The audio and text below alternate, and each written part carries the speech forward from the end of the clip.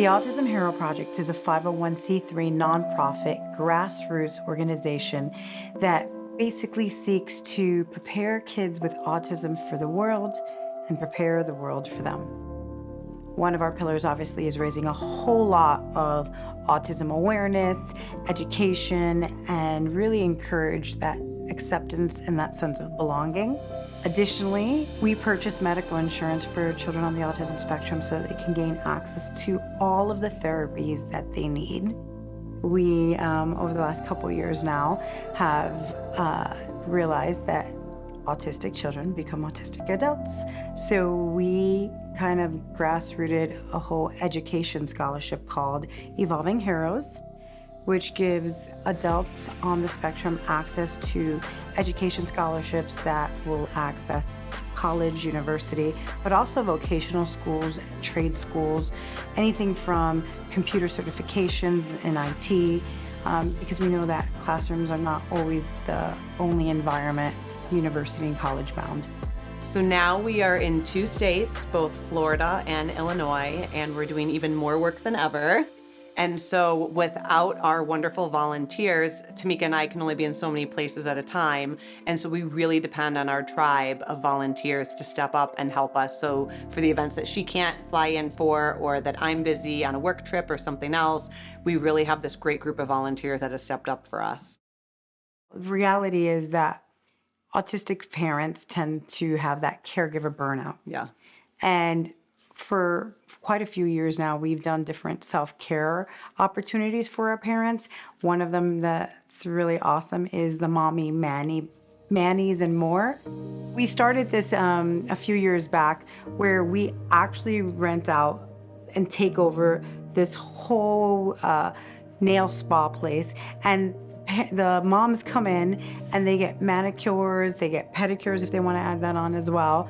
We were giving out face masks for this to come and relax, and we had make a friend, learn about other resources that you might not know about, those connections.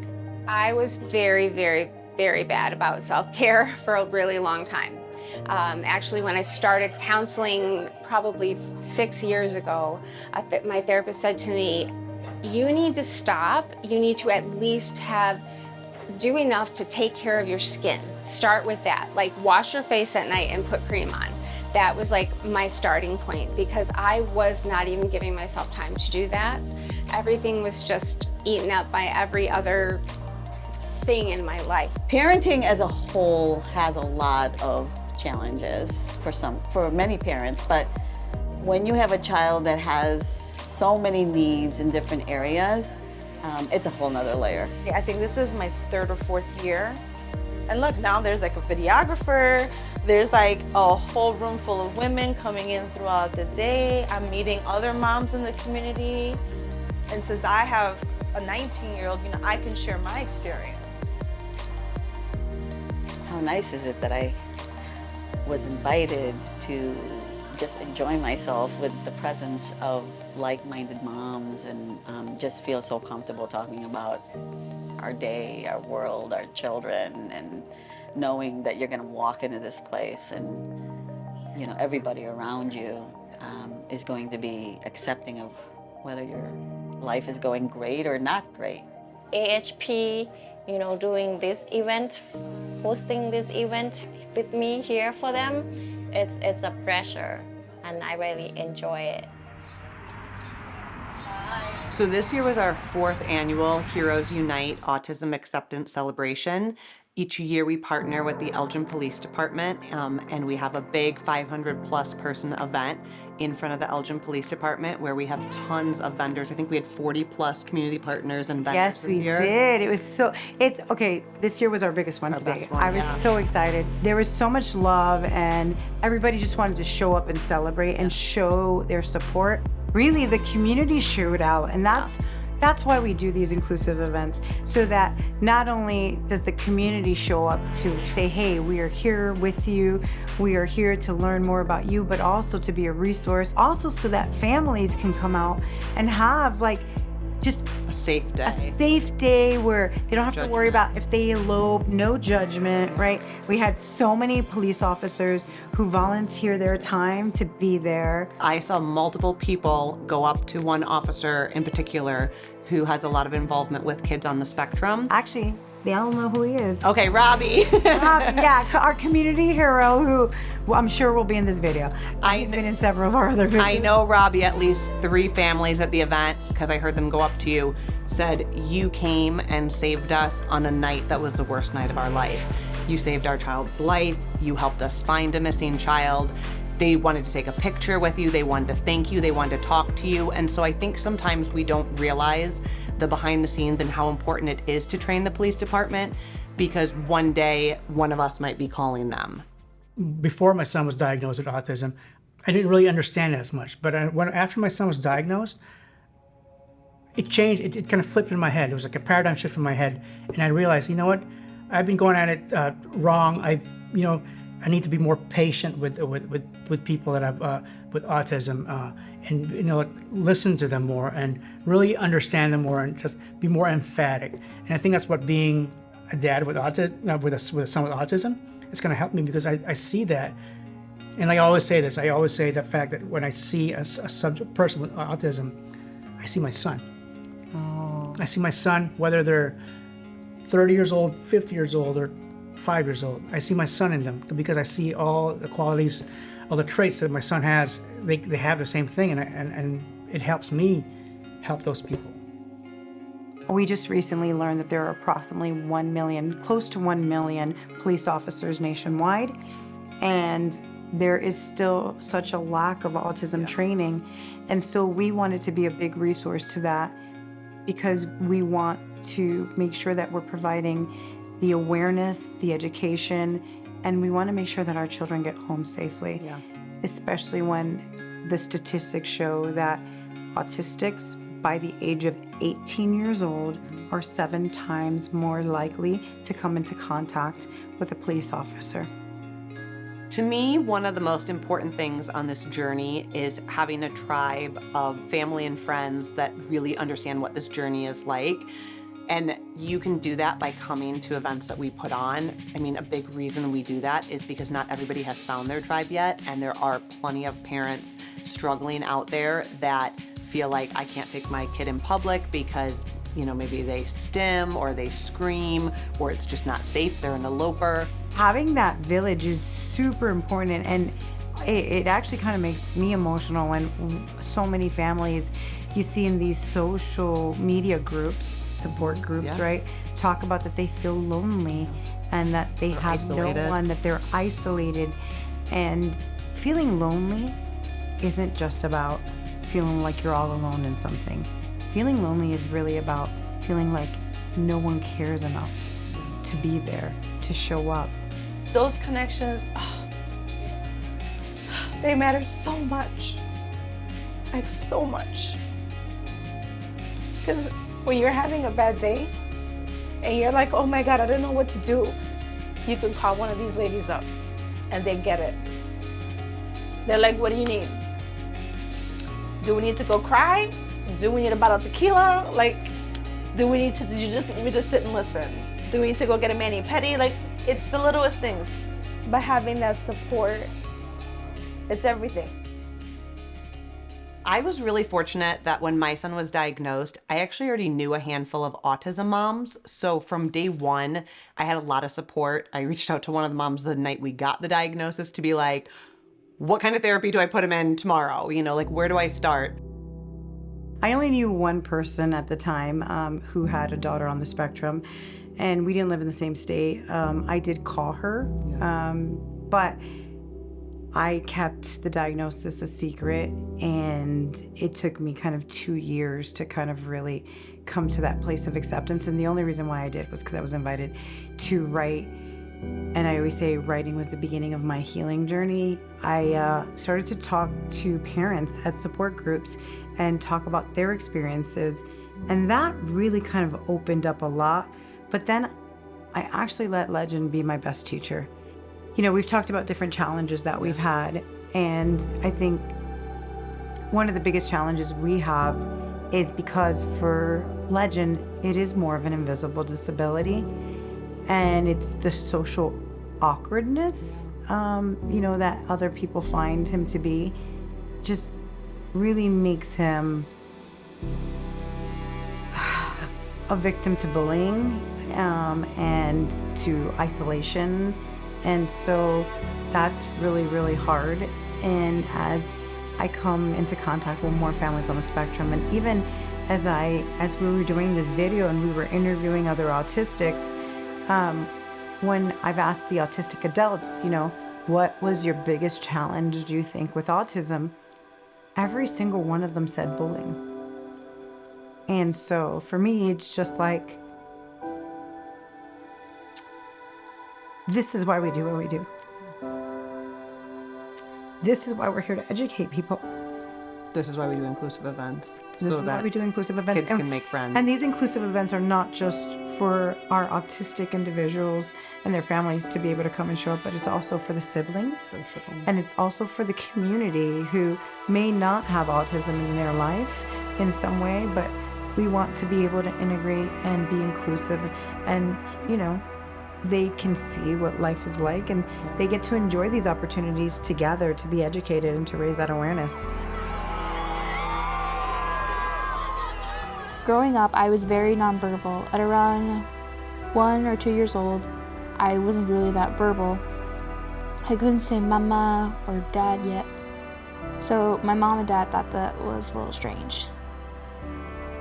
And when I was 3 years old, the doctors diagnosed me with autism. So that just means I think a little differently than most people. When I was little, I used to be bullied a lot in school. It's kind of hard, to be honest. Sometimes sometimes I have feelings that get overwhelming or a lot. And it's sometimes hard. And I'll have some of those days where I just feel depressed or alone. Sometimes it's really hard. But then I remind myself I'm surrounded by good people and I'm surrounded by family, and there's nothing to be sad about that. And I also have my emotional support dog, Glory, that she helps me whenever going through a tough time, or if there's a loss in the family, she helps me to calm down and be happy. I would like to thank the Autism Heroes Project for letting me do this interview, and I would love to thank Caravel Autism Health, my ABA provider, for helping me through the years to develop as a person and help me to be able to do things regularly as normal kids would, and as other people would do, such as groceries, learning the concept of money, and helping me with daily tasks such as making food for myself, providing how to learn how to self-care and take care of my own body.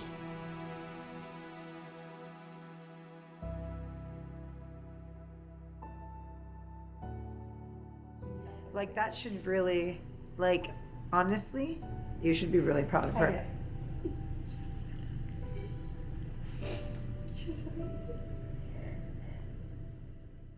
Is there anything that you thought with Blake that he was not going to be able to accomplish, and now he's accomplished it and you're moving on to something else, right?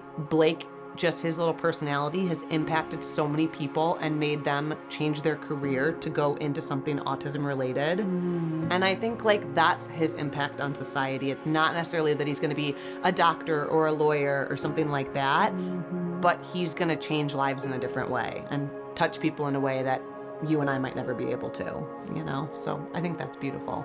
That was why God made him. That's his purpose here, right? That's beautiful. Made with purpose. Made with purpose. I've learned so much on this autism journey that I would not have been aware if it wasn't obviously because of my own son's diagnosis. For me in the beginning, it was just, I thought that it was such an injustice that because of someone's financial, barriers, they could not gain access to all the therapies that their children needed to kind of unleash this full potential, right? And have this ability to thrive. and be a contributing member of society in the way that they can serve the society, right? And themselves. But we've really have evolved into doing so much more. Like, we're only about to embark on year 7, right? So really there's only 6 years behind us, so to speak. And in that time, we've created, over close to $300,000 in, these medical insurance scholarships. And now we've done, 2 years of education scholarships on top of that. And then we've put on a whole boatload of inclusive events and opportunities, like our partnership with the Windy City Bulls, so inclusive basketball. We are their go-to autism organization for Autism Awareness Night, for the basketball events. Hi, my name is Quinn, and tonight was really fun. The sensory room was fun, watching the game was fun. The Autism Hero Project is really supportive of autistic kids. It's nice to feel included. My brother is autistic, and it's really hard for him to make friends. He was diagnosed at 7, I think. It was really hard for him to make friends. Being in a place where he feels included is just really happy and exciting. And the sensory room upstairs was fun. There's a bunch of cool stuff. And I'm just really happy for my brother to have some friends and feel included, and to be in an area where he feels like he belongs. We have so many local businesses because autism is so prevalent, right? Yeah. That they're like, how can we be an ally? It takes everyone to create change. If you've got the time to donate, whether that be volunteerism, whether that be making raffle baskets, right? If you've got the time, if you've got the talent, or you've got the treasures, whether that's money through your business, your organization, or through donorships and sponsorships, we depend on our heroes. And $5 a month as a reoccurring donation goes a long way. It really does. $7 a month, $10 a month, right? Little by little, a little becomes a lot. And if everybody is doing just a little bit, if everybody plays a part in creating these inclusive world that we need and meeting people where they're at, I think we can go a long way to making change. There's still so much, I think, that the world doesn't know about autism. And I just think that autism is still a story waiting to be told. And I think, I think it's still a journey filled with hope and courage, and still a whole lot of sense of accomplishments. But most of all, I think that autism has endless possibilities. Well, I would say to my Blakey, I would say autism is hard, but loving you is the easiest thing I've ever done.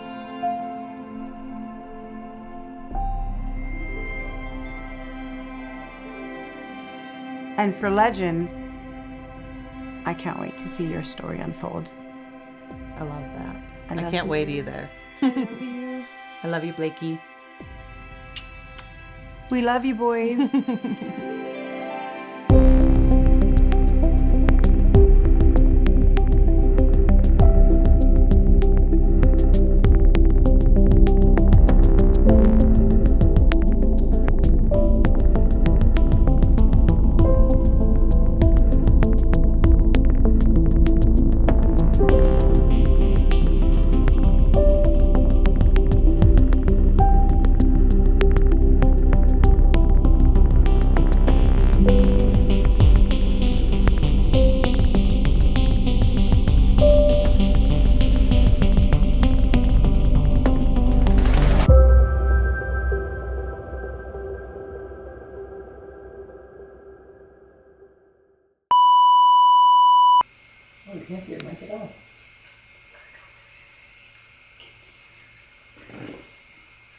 Go ahead, keep talking. What's up? How you do? How you do? Okay.